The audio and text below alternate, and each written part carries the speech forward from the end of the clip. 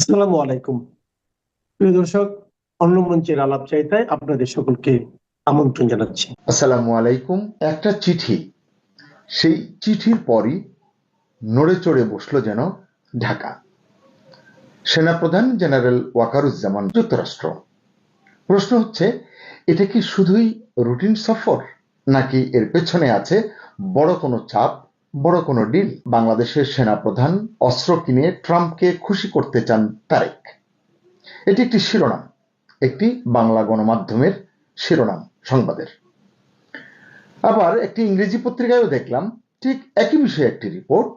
শিরোনাম হচ্ছে, Bangladesh army chief general Waker-Uz-Zaman set to embark on 5-day US visit starting March 29। দুটো রিপোর্টেরই content ভেতরে যা আছে তা প্রায় এক। জেনারেল ওয়াকার যুক্তরাষ্ট্র যাচ্ছেন 5 দিনের সফরে। এই সফরের মূল লক্ষ্য হচ্ছে যুক্তরাষ্ট্রের কাছ থেকে অস্ত্র কেনা, যার মূল লক্ষ্য প্রেসিডেন্ট ডোনাল্ড ট্রাম্পকে খুশি করা। 2024-এর জুনে সেনাপ্রধান হিসেবে দায়িত্ব গ্রহণের পর এটি জেনারেল ওয়াকারের দ্বিতীয় দফা যুক্তরাষ্ট্র সফর। তার প্রথম সফরটি হয়েছিল 2024-এর অক্টোবরে, মানে 5 আগস্টের পরে, ইউনূসের ক্ষমতা গ্রহণের প্রায় 3 মাস পর। 2025 সালের মে মাসেও জেনারেল ওয়াকারের আবার যুক্তরাষ্ট্রের হাওয়াই যাওয়ার কথা ছিল, কিন্তু সেনাবাহিনীর অভ্যন্তরীণ এবং সরকারি কোন্দলের কারণে তখন সম্ভব হয়নি। তখন এই ইস্যুর কারণে তৎকালীন জাতীয় নিরাপত্তা উপদেষ্টা খলিলুর রহমানের ইকুয়েশনটিও তখন আলোচনায় এসেছিল। আপনারা জানেন, জেনারেল ওয়াকার বাংলাদেশের রাজনীতিতে অত্যন্ত গুরুত্বপূর্ণ একজন ব্যক্তি, একজন সেনাপ্রধান হওয়া সত্ত্বেও। তাই তার মার্কিন সফরটিও অত্যন্ত গুরুত্বপূর্ণ, এটিকে খুব সহজভাবে দেখবার উপায় নেই। আমরা জানি, এর আগে তিনি যখন সফর করেছিলেন সেই সফরে তিনি মার্কিন সামরিক এবং জাতিসংঘ কর্মকর্তাদের সঙ্গে একাধিক বৈঠক করেছেন। সেখানে তিনি শান্তিরক্ষা, প্রতিরক্ষা সহযোগিতা, সামরিক সক্ষমতা বাংলাদেশের এসব বৃদ্ধি নিয়ে আলোচনা করেছেন। তো সবকিছু যদি আপনি দেখেন, আপনার মনে হবে এবার যে তিনি যাচ্ছেন এটিও একটি স্বাভাবিক সামরিক সফর। কিন্তু আসলে ভেতরের গল্পটা বোধহয় এতটা সহজ নয়। আপনারা এই 2-3 দিন আগের কথা, স্বাধীনতা এবং জাতীয় দিবসের দিন সামরিক শীর্ষ কর্মকর্তাদের সঙ্গে আলাপকালে প্রধানমন্ত্রী তারেক রহমান বলেছেন তিনি বাংলাদেশ সশস্ত্র বাহিনীকে আরো শক্তিশালী করতে চান। তিনি বলেছেন তিনি সেনা পরিবারের সন্তান, যথাযথ গুরুত্ব অনুধাবন করেই সেনাবাহিনীকে অত্যাধুনিক সরঞ্জাম এবং অস্ত্র সামগ্রী দিয়ে তিনি শক্তিশালী করে তুলতে চান। খুবই উত্তম চিন্তা। তবে তার এই চিন্তার সঙ্গে জেনারেল ওয়াকারের যুক্তরাষ্ট্র সফরের যোগসূত্র রয়েছে, এটি মানতেই হবে। আবার আমি এটিও বলছি যে এতে দোষের কিছু নেই, বাংলাদেশ অস্ত্র কিনতেই পারে, কেনাই উচিত। তাহলে এটি নিয়ে আসলে কথা বলছি কেন? বলছি এই কারণে যে তারেক রহমান প্রধানমন্ত্রী হওয়ার পর তাকে অভিনন্দন বার্তা পাঠিয়েছেন মার্কিন প্রেসিডেন্ট ডোনাল্ড ট্রাম্প। যে চিঠি পাঠিয়েছেন সেই চিঠিতে তিনি এ সংক্রান্ত বেশ কিছু কথা বলেছেন স্পষ্ট করে। সেখানে তিনি লিখেছেন, আশা করি, মানে কোট আনকোট, ব্যবসা ক্ষেত্রে বর্তমান গতি বজায় রাখতে আপনি আমাকে সাহায্য করবেন। বর্তমান গতি মানে ইউনূসের নেতৃত্বাধীন অন্তর্বর্তী সরকারের আমলে আমেরিকা যে সুযোগ সুবিধাগুলো ব্যবসায়িক পেয়েছে, যে প্রতিশ্রুতিগুলো পেয়েছে, সেগুলোকে কার্যকর করার কথাই তিনি হয়তো বুঝিয়েছেন। ট্রাম্প লিখেছেন, আশা করি রুটিন প্রতিরক্ষা চুক্তিগুলো সম্পন্ন করতে আপনি সঠিক সিদ্ধান্ত এবং পদক্ষেপ গ্রহণ করবেন। এটি নিয়ে গতকালকে আমরা যে একটি কন্টেন্ট করেছি সেখানে বলেছি যে জিসোমিয়া এবং এসিএসএ এই প্রতিরক্ষা চুক্তিটি খুব প্রয়োজন, খুব চাপ দিচ্ছে মার্কিন যুক্তরাষ্ট্র, এটির কথা ডোনাল্ড ট্রাম্পও মনে করিয়ে দিলেন এবং বললেন এর ফলে, মানে এই চুক্তি দুটি করলে আপনার দেশের, মানে বাংলাদেশের, তিনি তারেক রহমানকে লিখছেন, সেনাবাহিনী, মানে বাংলাদেশের সেনাবাহিনী আমেরিকার তৈরি বিশ্বসেরা এবং উন্নত মানের সরঞ্জাম ব্যবহার করতে পারবে। আমাদের দেশের অস্ত্র কেনা, অস্ত্র ব্যবহার আমরা চীন থেকে কিনি, তুরস্ক থেকে কিনি, আরো কোথাও বিভিন্ন জায়গা থেকে কেনা হয়। এটি নিয়ে আসলে এক ধরনের অন্য রাজনীতি আছে, অন্য সমীকরণ আছে, সামরিক সক্ষমতার বিষয় আছে। সেই মানে তাত্ত্বিক আলোচনায় বা সেই টেকনিক্যাল আলোচনায় গেলাম না।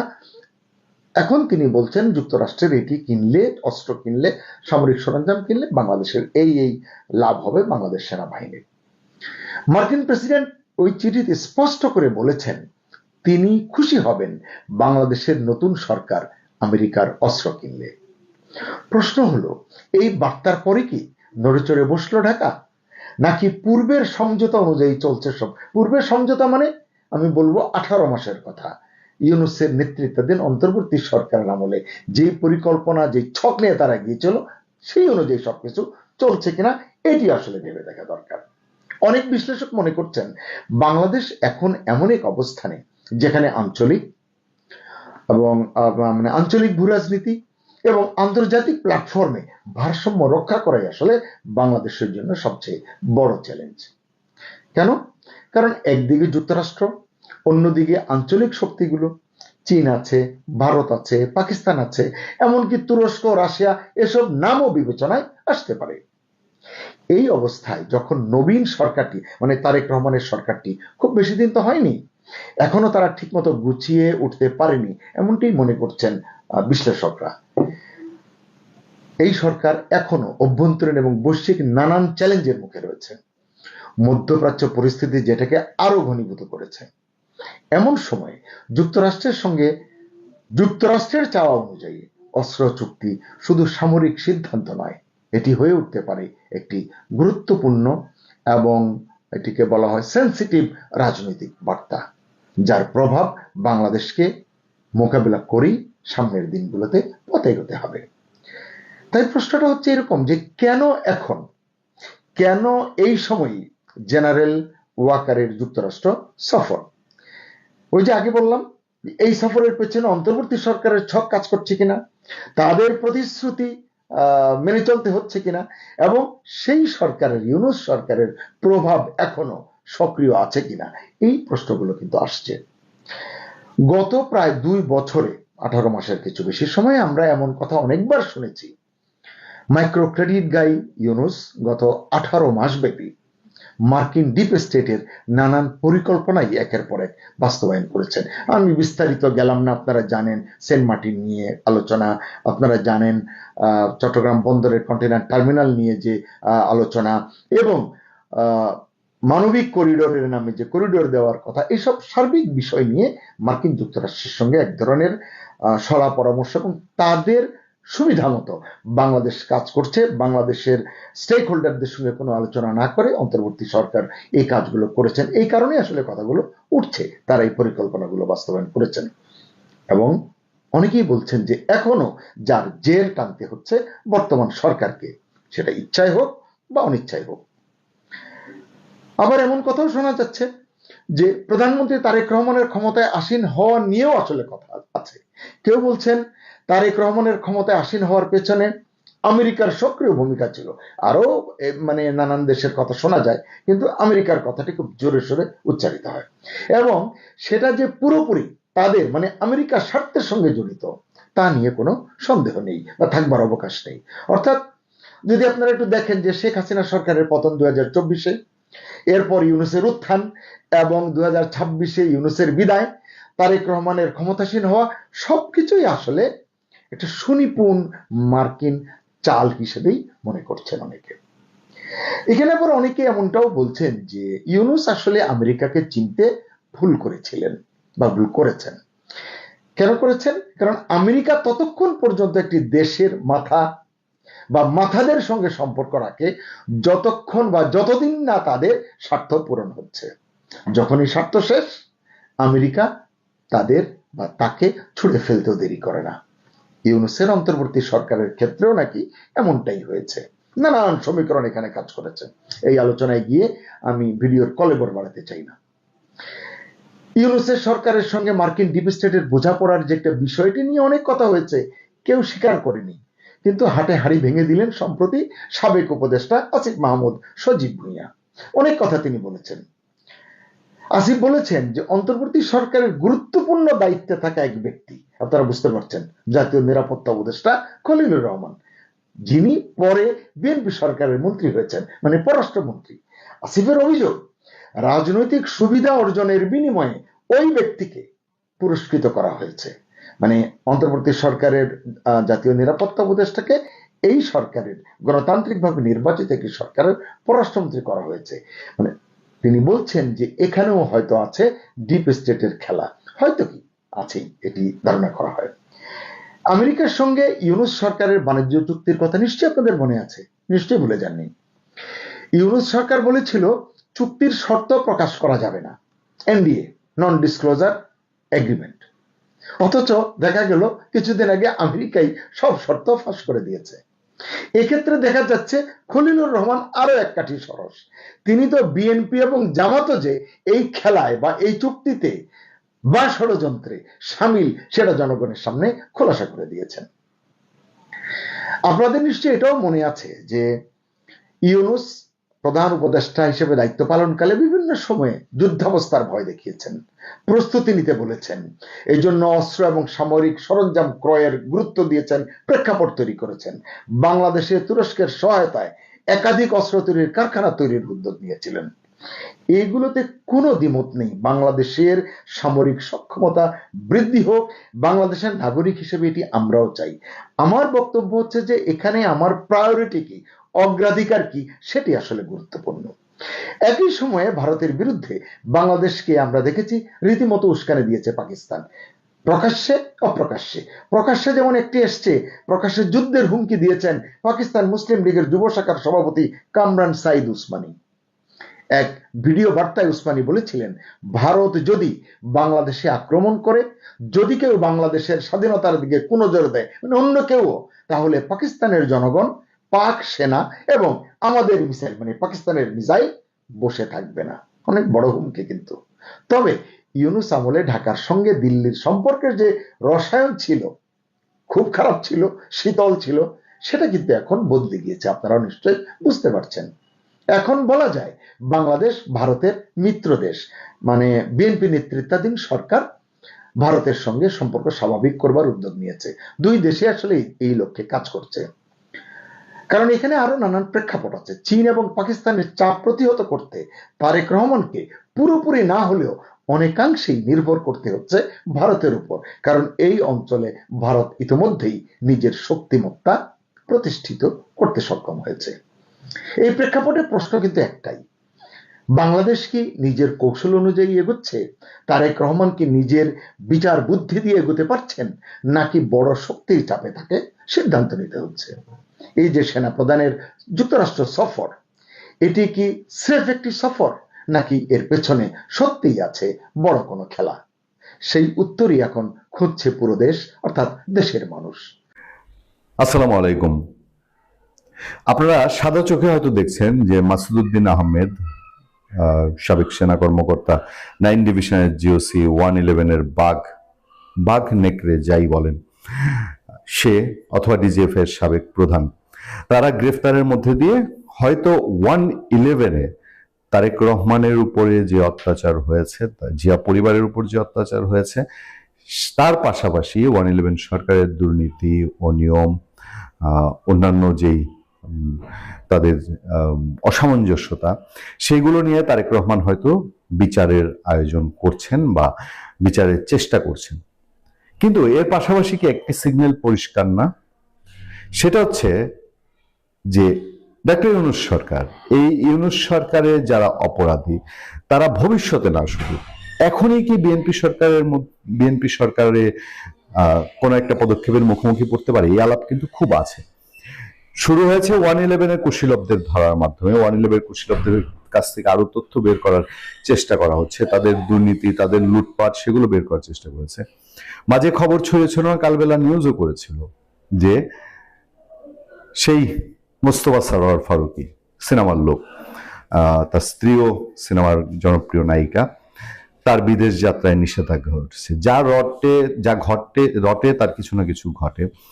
বাংলাদেশে এই মোস্তফা সরোয়ার ফারুকীর হাত দিয়ে অখ্যাত, অজানা, অচেনা বহু সাংস্কৃতিক গোষ্ঠীকে, সাংস্কৃতিক সংগঠনকে লাখ লাখ কোটি কোটি টাকা অনুদান দেওয়া হয়েছে বলে অভিযোগ উঠেছে। এই যে এক জুলাই জাদুঘর হচ্ছে, এই জাদুঘর নিয়ে ব্যাপক লুটপাট, বহু কিছু, এরকম অভিযোগ অন্তর্বর্তীকালীন সরকারের উপদেষ্টা এবং সেই সরকারের কিংস পার্টি এনসিপির নেতা এবং সারা দেশে ছড়িয়ে ছিটিয়ে থাকা একটা জাল, সমন্বয়ক জাল এদের উপরে আছে। যারা ভেগেছে তো ভেগেছে। ইউনূস সরকারের 2-4 জন পালিয়ে গেছে, তার মধ্যে আলোচনায় খুব কম নাম এসছে, কিন্তু বাকিরা যারা মনে করেছে যে তারেক রহমান সরকার এসছে, তারেক রহমান সরকারের সাথে একটা লিয়াজু হয়েছে ইউনূস সরকারের, তারেক রহমান সরকার ইউনূস সরকারকে এক্সিট দিয়েছে, আসলে কি তাই? যেই পরিমাণ অপরাধের বোঝা ডক্টর ইউনূস সরকারের উপরে আছে, অন্যায়ের অভিযোগ আছে, সেগুলোকে বিএনপি চাইলেই টোটালি ওভারলুক করতে পারবে, নাকি বিএনপি ভেতরে ভেতরে জানে যে এই যারা এখন পর্যন্ত এক্সিট নেয়নি তাদেরকে আর এক্সিট দেওয়া যাবে না? আমরা হয়তো খুব অতি সত্বরই দেখতে পাবো যে লোকগুলো ইউনূস সরকারের সময় সারা দেশ দাপিয়ে বেড়াচ্ছে, কারণ এই সরকারের মাত্র 1 মাস কয়েকদিন গেল। তারা যদি কোনো স্টেপ নেয়, তারা যথেষ্ট বুঝে শুনে স্টেপ নেবে, এবং এই স্টেপটা নিতে গেলেই তারা এখন ইউনূস সরকারের আর কাউকে খুব সহজে বাইরে যেতে দিবে বলে আমার মনে হয় না। আমি আপনাদেরকে একটা ছোট্ট উদাহরণ দিই। ইউনূস সরকারের সবচেয়ে প্রভাবশালী উপদেষ্টাদের মধ্যে যেই 1-2 জন, তাদের মধ্যে আদিলুর রহমান শুভ্র, অধিকারের যে প্রধান, সে ছিল সবচেয়ে একেবারেই প্রভাবশালী একজন উপদেষ্টা। সে যখন নেপাল যাচ্ছিল তখন তাকে এয়ারপোর্টে ঠেকানো হয়েছে, ঠেকানোর তো চেষ্টা করা হয়েছে, তারপরে যে কোনো হোক মেকানিজমে গেছে, কিন্তু ওই যে ঠেকানোটা, এটি তো কল্পনার বাইরে ছিল। ফলে এই কথা কি নির্দ্বিধায় বলা যায় যে ইউনূস সরকারের চূড়ান্ত অপরাধী যারা, তারেক রহমান সরকার একটা স্বচ্ছতা দেখানোর জন্য হলেও এদের আর নতুন করে কোনো এক্সিট দেওয়া হবে না। বাংলাদেশে অতি সংক্রামক হাম বা মিজলসের প্রকোপ দেখা দিয়েছে। শুধু চলতি মাসে হামে 21 জন শিশুর মৃত্যুর খবর পাওয়া গেছে। রাজশাহী মেডিকেল কলেজ হাসপাতালের করিডোর থেকে শুরু করে ঢাকার সংক্রামক ব্যাধি হাসপাতালের মেঝেতে শিশুদের কান্নার শব্দ বাড়ছে। নতুন সরকারের নতুন স্বাস্থ্য ও পরিবার কল্যাণ মন্ত্রী সর্দার সাখাওয়াত হোসেন দাবি করেছেন, গত 8 বছর দেশে অতি সংক্রামক হাম রোগের কোনো টিকাই দেওয়া হয়নি, এই কারণে এমনটা বিস্তার ঘটেছে, এত বেশি শিশু মারা যাচ্ছে। আমাদের অনুসন্ধান বলছে স্বাস্থ্যমন্ত্রীর এই তথ্য ভুল বা মিথ্যা।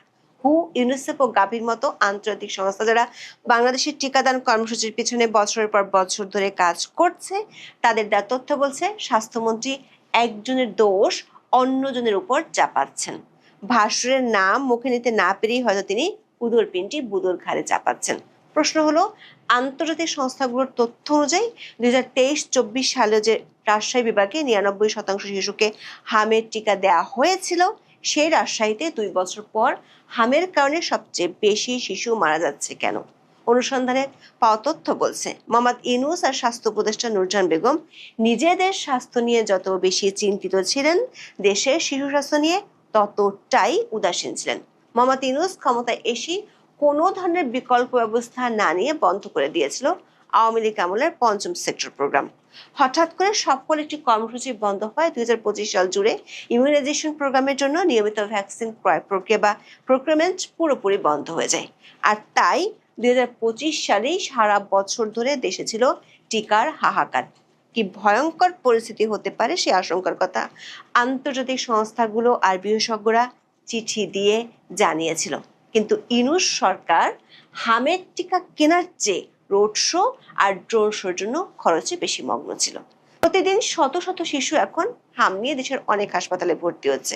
এসব হাসপাতালের অনেকগুলোতে আবার আইসিইউতে বেড নেই, ভেন্টিলেটরের জন্য চলছে হাহাকার। মহাখালী সংক্রামক ব্যাধি হাসপাতালে 107 শয্যার বিপরীতে 117 জন রোগী ভর্তি ছিল এক শনিবারই। সারা দেশে হামের প্রকোপ যখন এতটা বাড়ছে, তখন স্বাস্থ্য পরিবার কল্যাণ মন্ত্রী সর্দার সাখাওয়াত হোসেন অভিযোগ করেছেন, গত 8 বছর বাংলাদেশে অতি সংক্রামক রোগ হামের কোনো টিকাই দেওয়া হয়নি। 29শে মার্চ ঢাকার পূর্বাচলে বাংলাদেশ চায়না ফ্রেন্ডশিপ এক্সিবিশন সেন্টারে আন্তর্জাতিক ওষুধ শিল্প মেলার উদ্বোধন অনুষ্ঠানে সাংবাদিকদের প্রশ্নের উত্তরে তিনি এই অভিযোগ করেন। সাংবাদিকদের প্রশ্নের উত্তরে স্বাস্থ্যমন্ত্রী বলেন, মিজলস বা হামের রোগী অনেক বেড়েছে। 8 বছর আগে মিজলসের ভ্যাকসিন দেওয়া হয়েছে, এরপর গভর্নমেন্ট কোনো ভ্যাকসিন দেয় নাই, এ কারণে সম্প্রতি হামের প্রাদুর্ভাব বাড়ছে। দর্শক, স্বাস্থ্যমন্ত্রীর এই বক্তব্যের সারমর্ম হলো 2016 সাল থেকে 2024 সাল পর্যন্ত বাংলাদেশে কোনো হামের টিকাই দেওয়া হয়নি। কিন্তু আমাদের অনুসন্ধানে পাওয়া তথ্য বলছে ভিন্ন কথা। এখানে একটি প্রশ্ন উঠে আসে, সেটি হলো হামের মতো একটি রোগ কি তাহলে 8 বছর ঘুমিয়েছিল? 8 বছর টিকা না দেয় 9 মাস থেকে 1 বছর বয়সী শিশুদের মধ্যে রোগটি কেন শুধু এই বছরই ছড়ালো? কেন আগের বছরগুলোতে জন্ম নেওয়া শিশুদের মধ্যে এই রোগটি এতটা দেখা যায়নি, অথচ আন্তর্জাতিক সংস্থাগুলো বাংলাদেশকে টিকাদানের নায়ক হিসেবে ঘোষণা করেছিল? স্বাস্থ্যমন্ত্রী যে 8 বছরের কথা বলছেন, সেই 8 বছরের মধ্যে দেশের মানুষকে টিকা দিয়ে বাংলাদেশ আন্তর্জাতিক সুখ্যাতি কুড়িয়েছে। এই সাফল্যের স্বীকৃতি হিসেবে 2019 সালে global alliance for vaccine and immunization বাংলাদেশের সাবেক প্রধানমন্ত্রী শেখ হাসিনাকে ভ্যাকসিন হিরো হিসেবে পুরস্কৃত করেছিল। এরও আগে বাংলাদেশ 2009 ও 2012 সালে গাভি বেস্ট পারফরমেন্স পুরস্কার লাভ করেছিল। বাংলাদেশে হামের টিকাদান কর্মসূচি মূলত দুটি স্তরে পরিচালিত হয়। একটি হলো রুটিন ইমিউনাইজেশন, আরেকটি হলো সম্পূরক টিকাদান কার্যক্রম বা ক্যাম্পেইন, যাকে সংক্ষেপে বলা হয় SIA। স্বাস্থ্যমন্ত্রী 8 বছর ধরে হামের টিকা না দেওয়ার যে দাবি করেছেন, সেটি যাচাই করতে হলে আমাদের এই দুটি স্তরের উপাত্ত বিশ্লেষণ করতে হবে। চলুন প্রথমে দেখি 2015 সাল থেকে 2024 সাল পর্যন্ত রুটিন টিকাদান কর্মসূচির ডেটা কি বলে। এর জন্য দেশীয় কোনো সংস্থা নয়, একেবারে আন্তর্জাতিক সংস্থার তথ্য জেনে নেই। বিশ্ব স্বাস্থ্য সংস্থা বা WHO এবং ইউনিসেফের ন্যাশনাল ইমিউনাইজেশন কভারেজ এস্টিমেটস এর তথ্য অনুযায়ী বাংলাদেশে হামের প্রথম ডোজ বা MCV1 এবং দ্বিতীয় ডোজ বা MCV2 এর কভারেজ গত 1 দশকে বিশ্বের অনেক উন্নত দেশের চেয়েও বাংলাদেশে ভালো ছিল। এই দুটি সংস্থার তথ্য বলছে 2015 থেকে 2024 সাল পর্যন্ত হামের টিকার প্রথম ডোজের কভারেজ ছিল 96 থেকে 97%, আর একই সময় দ্বিতীয় ডোজের কভারেজ ছিল 90 থেকে 93%। গাভি, যেটি আন্তর্জাতিক ভ্যাকসিন অ্যালায়েন্স বলে পরিচিত, তাদের তথ্য বলছে 2024 সালে প্রথম ডোজের কভারেজ ছিল 96%। মন্ত্রীর দাবি যে ভুল, সেটি বোঝার জন্য গাভীর এই গ্রাফটি দেখুন। এখানে পরিষ্কার দেখা যাচ্ছে হাম রুবেলার টিকাদান 2021 থেকে 2024 সাল পর্যন্ত পর্যায়ক্রমে বেড়েছে। আন্তর্জাতিক সংস্থাগুলোর তথ্য থেকে এটি স্পষ্ট, 2024 সাল পর্যন্ত রুটিন টিকাদান কর্মসূচি একদিনের জন্য বন্ধ ছিল না। শিশুদের 9 মাস বয়সে প্রথম ডোজ এবং 15 মাস বয়সে দ্বিতীয় ডোজ দেওয়ার এই প্রক্রিয়া নিয়মিতভাবে সারা দেশে প্রায় 1,20,000 টিকাদান কেন্দ্রের মাধ্যমে পরিচালিত হয়েছিল। এবার দেখি সম্পূরক টিকাদান কার্যক্রম বা MR ক্যাম্পেইনের তথ্য কি বলে। এমনও হতে পারে মন্ত্রী হয়তো রুটিন টিকাদান নয়, বরং বড় মাপের জাতীয় ক্যাম্পেইনের কথা বোঝাতে চেয়েছেন, কিন্তু এখানেও নথিপত্র বলছে ভিন্ন কথা। বাংলাদেশে বড় ধরনের হাম, রুবেলা আর MR ক্যাম্পেইন সর্বশেষ কবে হয়েছিল? অনুসন্ধানে দেখা যায় 2020 সালের 12 ডিসেম্বর থেকে 2021 সালের জানুয়ারি পর্যন্ত 6 সপ্তাহব্যাপী এক বিশাল জাতীয় ক্যাম্পেইন পরিচালিত হয়েছিল। এই ক্যাম্পেইনের লক্ষ্য ছিল 9 মাস থেকে 10 বছর বয়সী প্রায় 3,40,00,000 শিশুকে হাম, রুবেলা টিকা দেওয়া। এরও আগে 2014 সালে একটি বড় ক্যাম্পেইন অনুষ্ঠিত হয়েছিল, যেখানে 5,20,00,000 শিশুকে টিকা দেওয়া হয়েছিল। অর্থাৎ 2014 সালের পর 2020 সালে ক্যাম্পেইন হয়েছে। মন্ত্রীর বক্তব্য অনুযায়ী যদি 8 বছর টিকা না দেওয়া হতো, তবে 2020 সালের এই বিশাল কর্মযজ্ঞটি কি কাল্পনিক ছিল? তা নিশ্চয়ই নয়। দর্শক, স্বাস্থ্যমন্ত্রীর দাবির ভিত্তি খুঁজে পাওয়া না গেলে হামের প্রকোপ হঠাৎ করে বেড়ে যাওয়ায় তার যে দুশ্চিন্তা, সেটি অমূলক নয়। প্রশ্ন হলো, কেন এই প্রাদুর্ভাব? আন্তর্জাতিক সংস্থাগুলোর রিপোর্ট বলছে 2024 সাল পর্যন্ত টিকা দেওয়া এবং টিকাদান কর্মসূচি হয়েছিল। তাহলে 2026 সালে এসে কেন এই মহামারী?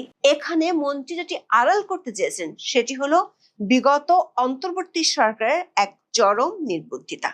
2024 সালের আগস্ট মাসে বাংলাদেশে বড় ধরনের রাজনৈতিক পরিবর্তনের পর অন্তর্বর্তীকালীন সরকার ক্ষমতা নেয়, যার নেতা ছিলেন মোহাম্মদ ইউনূস। তার স্বাস্থ্য উপদেষ্টা ছিলেন গ্রামীণ ব্যাংকের তার এক সময়কার সহকর্মী নূরজাহান বেগম। অনুসন্ধানে দেখা গেছে ইউনূস সরকার দায়িত্ব নেওয়ার পর স্বাস্থ্য খাতের আগের দীর্ঘমেয়াদী পরিকল্পনাগুলো পুনর্মূল্যায়নের সিদ্ধান্ত নেয়। এর মধ্যে উল্লেখযোগ্য ছিল পঞ্চম সেক্টর প্রোগ্রাম থেকে বেরিয়ে আসার পরিকল্পনা।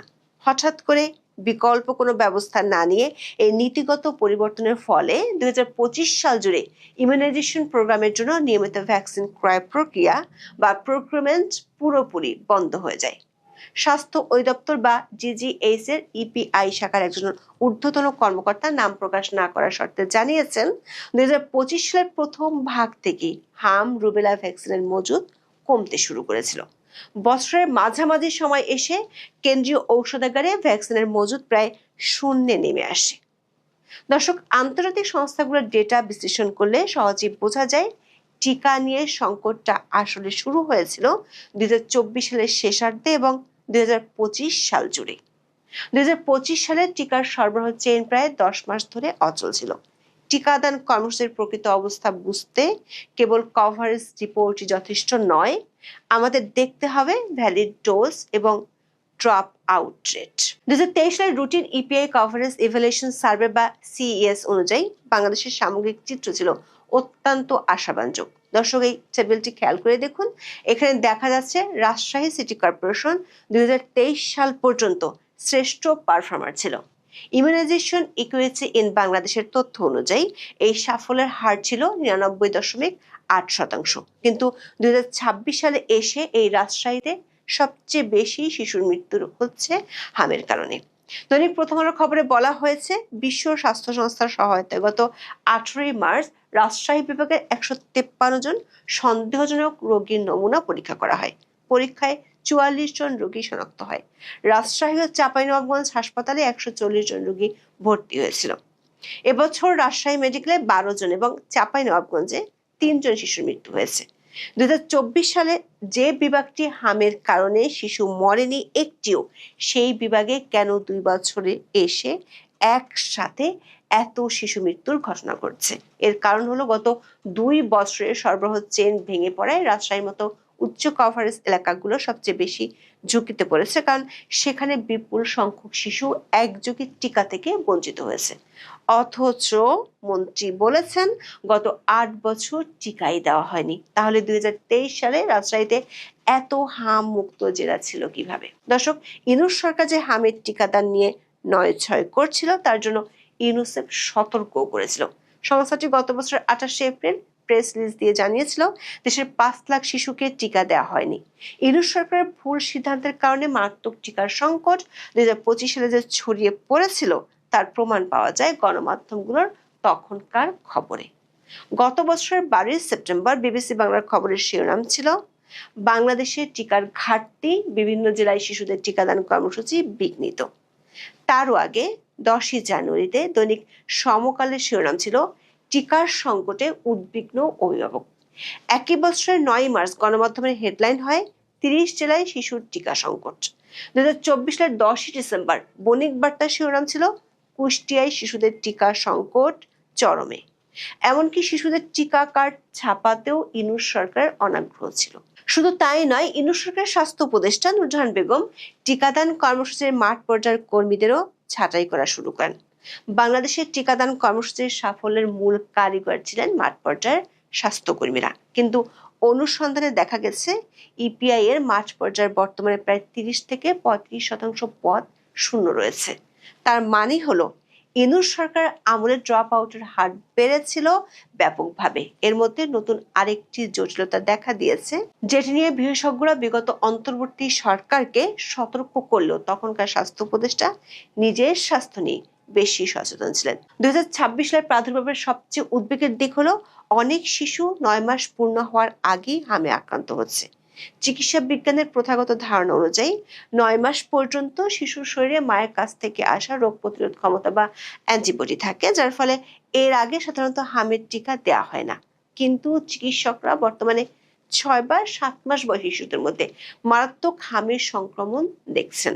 এ নিয়ে 1.5 বছর আগে বিশেষজ্ঞরা মোহাম্মদ ইউনূসের সেই স্বাস্থ্য উপদেষ্টাকে সতর্ক করে পরামর্শ দিয়েছিলেন। বিশেষজ্ঞরা সরকারকে এ বিষয়ে গবেষণার পরামর্শ দিয়েছিলেন 1.5 বছর আগে, কিন্তু কোনো উদ্যোগ নেওয়া হয়নি। দর্শক, টিকাদান কর্মসূচিতে বিগত অন্তর্বর্তী সরকারের অবহেলার কারণে আন্তর্জাতিক সংস্থাগুলো ছিল বিরক্ত।